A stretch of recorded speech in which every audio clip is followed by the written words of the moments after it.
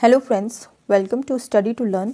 आज के सेशन में हम भारत के इतिहास का जो नेक्स्ट पार्ट है यानी कि भारत का जो मध्यकालीन इतिहास है उसको डिस्कस करेंगे। ठीक है, भारत का जो प्राचीन इतिहास है वो हमने डिस्कस कर लिया है इससे पहले के जो वीडियोस हैं उनमें। आज से हम स्टार्ट करेंगे भारत का मध्यकालीन इतिहास को। ठीक है, और इसमें हम जो पहला टॉपिक देखेंगे तो वो ये है कि भारत पर अरबों का आक्रमण। ठीक है, तो भारत पर जो अरबों का आक्रमण हुआ था वो कैसे हुआ था, कब हुआ था, इसको हम पूरा डिटेल में जानेंगे और इससे रिलेटेड जो वन लाइनर क्वेश्चंस हैं उसके थ्रू हम इसको डिस्कस करेंगे ताकि जो याद करने में आसानी रहे। ठीक है, तो पहला जो क्वेश्चन बनेगा भारत पर अरबों का आक्रमण से तो वो यही बनेगा कि अरबों ने भारत पर पहला सफल आक्रमण किसके नेतृत्व में किया था। ठीक है, तो देखिए जब भारत पर अरबों का आक्रमण हुआ था तो उसमें एक अरब शासक था मोहम्मद बिन कासिम। ठीक है, मोहम्मद बिन कासिम था जिसने कि भारत पर सबसे पहले एक आक्रमण किया था, वो अरब शासक था। ठीक है, इसके बाद तुर्क शासक आए थे, उसको हम आगे देखते हैं। अभी देखते हैं कि अरबों ने जो सिंध पर विजय प्राप्त की थी वो कब की थी। ठीक है, तो जो अरब थे तो उन्होंने भारत में सिंध पर, ठीक है, पाकिस्तान में है सिंध, तो देखिए सिंध पर पहले कहाँ की थी, विजय प्राप्त की थी, क्योंकि उस समय भारत और पाकिस्तान एक ही क्षेत्र था पूरा। तो सिंध पर विजय प्राप्त की थी, तो ये की थी 712 ईस्वी में। और इसके बाद अगले ही साल अरबों ने मुल्तान पर भी विजय प्राप्त की थी, वो थी 713 ईस्वी में की थी। ठीक है, अब इसमें आगे क्वेश्चन देखेंगे, अरबों के सिंध विजय की जानकारी कहाँ से प्राप्त होती है। ठीक है, ये चीज़ कहाँ से पता चलती है कि अरबों ने सिंध पर विजय प्राप्त की थी, तो ये चचनामा पुस्तक से पता चलता है। ठीक है, चचनामा एक पुस्तक है जिसमें कि अरबों के बारे में दिया गया है, उनके शासनकाल के बारे में दिया गया है। ठीक है, तो देखिए अरबों ने सिंध पर विजय प्राप्त की थी, ये जानकारी चचनामा नामक जो पुस्तक है उससे पता चलता है। और अरब जो थे वो आक्रमणकारी जो थे, अरब आक्रमणकारी जो थे वो भारत में कहाँ से आए थे, कौन से रास्ते से आए थे, तो ये बोलन दर्रे से आए थे। ठीक है, आगे बढ़ते हैं नेक्स्ट क्वेश्चन पे। सर्वप्रथम जजिया कर किस शासक ने लगाया, तो ये भी जो अरब शासक था मोहम्मद बिन कासिम, इसने ही सर्वप्रथम भारत में जजिया कर की शुरुआत की थी या जजिया कर लगाया था। अब देखिए इसमें अगला क्वेश्चन ये बनेगा कि जजिया कर जो था वो किन किन पर लगाया था। ठीक है, जो टैक्स लगाया गया था जजिया कर, ठीक है, तो वो किन किन पर लगाया गया, किन किन पर नहीं लगाया गया होगा यहाँ पे, सॉरी, तो ये नहीं, मतलब इस कर के अंदर नहीं आते थे, इस टैक्स के अंदर नहीं आते थे, इन लोगों को ये टैक्स नहीं देना पड़ता था। तो ये था बच्चों पर, मतलब बच्चों पर ये नहीं था लागू, बूढ़ों पर नहीं था, विकलांग पर नहीं था, ब्राह्मण पर नहीं था और महिला पर नहीं था। ठीक है, तो इस तरीके से जजिया कर जो था इन लोगों पर नहीं था, और बाकी जो सामान्य पुरुष थे जो कि कमाते थे, ठीक है, किसी न किसी तरह से वो कमाने का साधन उनके पास था, तो उन लोगों पर ही जजिया कर लागू किया गया था। तो ये रहा जजिया कर।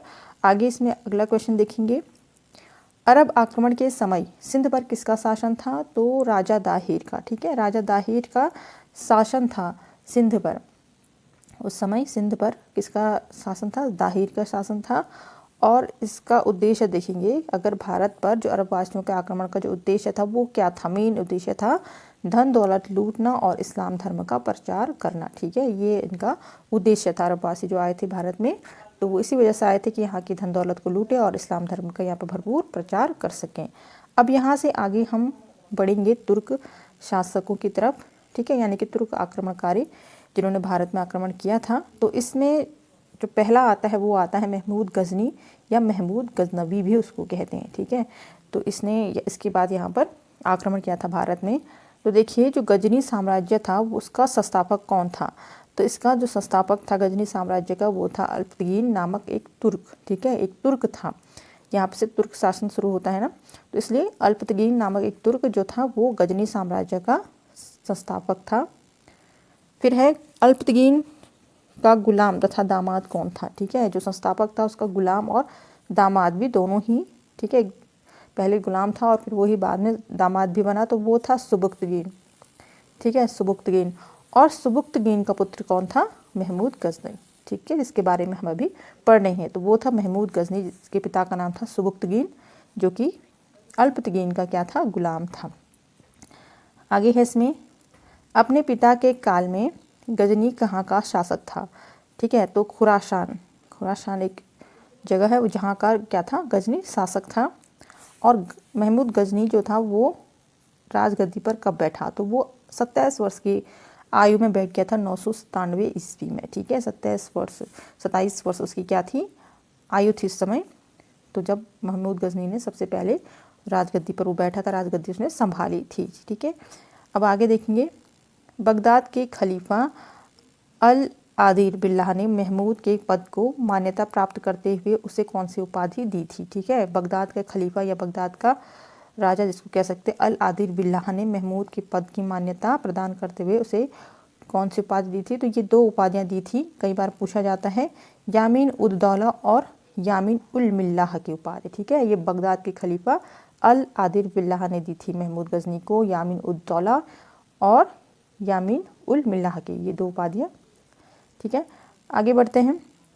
अब जानते हैं कि महमूद गजनी ने भारत पर कितनी बार आक्रमण किया, तो कुल 17 बार। फिर आगे इसमें बढ़ते हैं।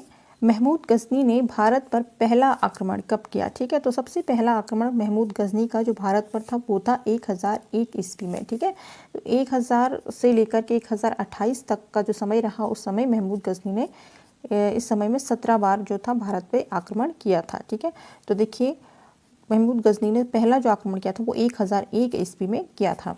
फिर आएगा इसमें कौन सा शासक अपने को यानी कि स्वयं को पुत सिकन या मूर्ति भंजक कहता था, तो ये भी महमूद गजनी ही कहता था। फिर आएगा इसमें अगला क्वेश्चन, महमूद गजनी ने भारत में प्रथम आक्रमण किस राज्य के विरुद्ध किया। ठीक है, कौन सा वो राज्य था जिसके विरुद्ध महमूद गजनी ने पहला आक्रमण किया था भारत पर, तो वो था हिंदू शाही या ब्राह्मण शाही राज्य भी इसको कहा जाता था। तो इसके विरुद्ध में महमूद गजनी ने आक्रमण किया था पहला अपना।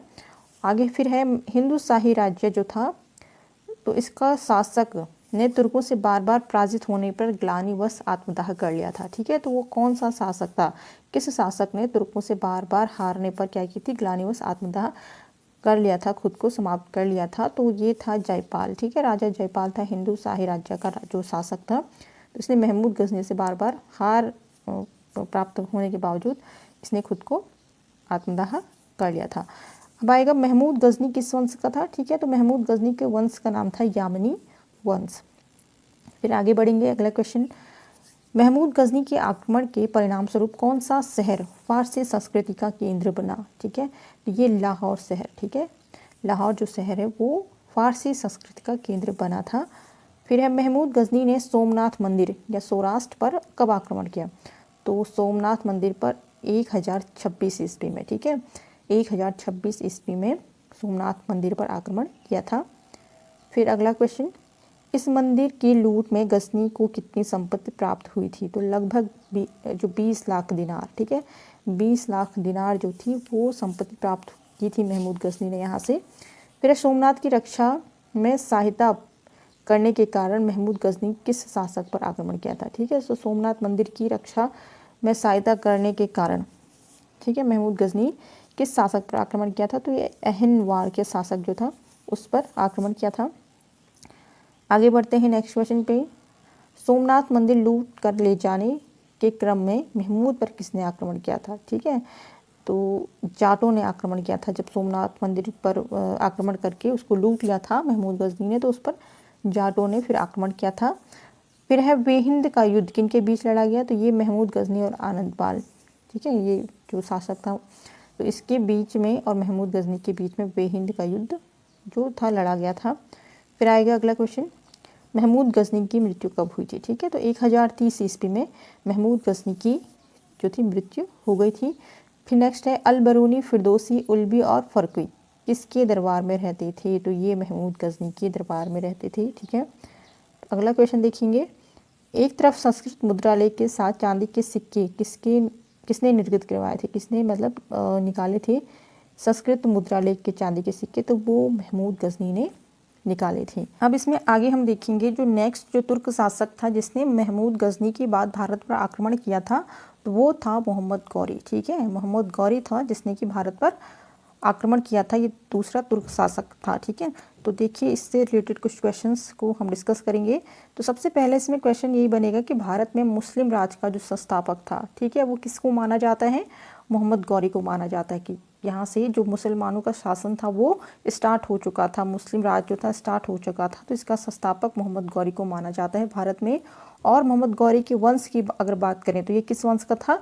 ससबनी नामक जो वंश था, यहाँ से मोहम्मद गौरी था। ठीक है, अब देखिए मोहम्मद गौरी जो था, इसका पूरा नाम था शहाबुद्दीन मोहम्मद गौरी। तो ये राजगद्दी पर कब बैठा? तो ये 1173 ईस्वी में राजगद्दी पर बैठा था। यहाँ से इसने अपना कार्यभार शुरू कर लिया था। अब अगला इसमें क्वेश्चन बनेगा कि गौरी ने भारत में पहला आक्रमण कब और किसके विरुद्ध किया था? ठीक है, तो 1175 में सबसे पहला आक्रमण किया था गौरी ने 1175 ईस्वी में मुल्तान के विरुद्ध। ठीक है, मुल्तान राज्य के विरुद्ध में आक्रमण किया था, जिसमें कि 713 ईस्वी में मोहम्मद बिन कासिम ने भी किया था। तो वहीं पर दोबारा से मोहम्मद गौरी ने दोबारा आक्रमण किया था। ठीक है, अब आगे इसमें गौरी ने भारत पे दूसरा आक्रमण कहाँ किया? तो दूसरा आक्रमण क्या था?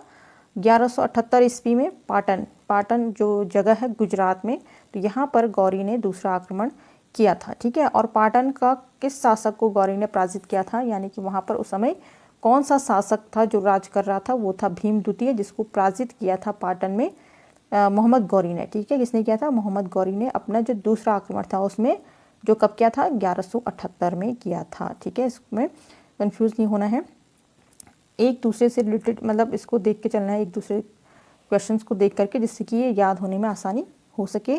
अब इसमें अगला क्वेश्चन बनेगा कि मोहम्मद गौरी और पृथ्वीराज चौहान के बीच 2 युद्ध हुए थे, बहुत ही प्रमुख युद्ध हुए थे। तो वो कौन से हुए थे? त्राइन का प्रथम युद्ध और त्राइन का द्वितीय युद्ध। ठीक है, जो हमने पिछले वीडियो में डिस्कस किया हुआ ऑलरेडी, जिसमें हमने राजपूत राजवंश को देखा था। ठीक है, पूरा उसको डिटेल से हमने जाना था राजपूत राजवंश को, तो उसमें भी ये क्वेश्चंस कवर किए गए हैं। अभी यहाँ पर मोहम्मद गौरी के शासनकाल में भी इसको हम दोबारा से रिपीट कर रहे हैं कि मोहम्मद गौरी और पृथ्वीराज चौहान, जो कि राजपूत राजवंश का शासक था पृथ्वीराज चौहान, तो इनके बीच क्या हुई थी? 2 युद्ध हुए थे। पहला जो त्राइन का प्रथम युद्ध था 1191 ईस्वी में हुआ था, जिसमें कि क्या होती है? मोहम्मद गौरी की पराजय होती है, मोहम्मद गौरी हार जाता है और पृथ्वीराज चौहान की यहाँ पर क्या होती है? विजय प्राप्त होती है। ठीक है, पृथ्वीराज चौहान को विजय प्राप्त होती है। और इसके बाद देखेंगे त्राइन का ही दूसरा युद्ध जो 1192 में हुआ था, जिसमें कि पृथ्वीराज को क्या होती है? हार होती है। ठीक है, पराजय होती है पृथ्वीराज चौहान की त्राइन की द्वितीय युद्ध में।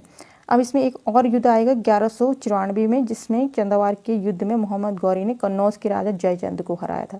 किसको हराया था? जयचंद को हराया था। ठीक है, जो कि राजपूत राजवंश था।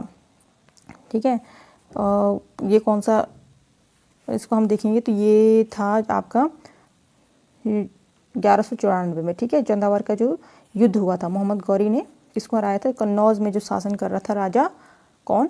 जयचंद, इसको हराया था मोहम्मद गौरी ने। अब इसमें आगे देखेंगे, मोहम्मद गौरी के सेनापति बख्तियार खिलजी ने पूर्वी भारत को विजिट किया था। ठीक है, यहाँ पर आगे बात होती है कि मोहम्मद गौरी का ही सेनापति था बख्तियार खिलजी, जिसने कि भारत को विजिट किया और नालंदा और विक्रमशिला जैसे जो महान विश्वविद्यालय थे, इनको भी इसने यहाँ पर नष्ट कर दिया था खिलजी में। ठीक है, इसको आगे हम देखेंगे नेक्स्ट वीडियो में खिलजी वंश में। अब आगे इसमें देखेंगे गौरी की हत्या कब हुई। तो गौरी की हत्या हुई थी, मोहम्मद गौरी की क्या हुई थी? हत्या की गई थी। कुछ जो उसकी विरोधी थे उन्होंने, जब वह यहाँ से आ रहा था, सिंध से शायद वापस आ रहा था, तो वहाँ से आते हुए ही रास्ते में जो गौरी को घेर करके उन्होंने क्या कर दी थी? उसकी हत्या कर ली थी। ये हुई थी 1206 ईस्वी में। ठीक है, तो यहाँ पर इसका शासनकाल समाप्त हो जाता है। वीडियो की जानकारी थोड़ी भी पसंद आई हो तो वीडियो को लाइक शेयर सब्सक्राइब कर दीजिए। कोई भी क्वेरीज हो वीडियो को लेकर के तो आप कमेंट कर सकते हैं। ठीक है, मिलते हैं नेक्स्ट वीडियो में, तब तक के लिए धन्यवाद।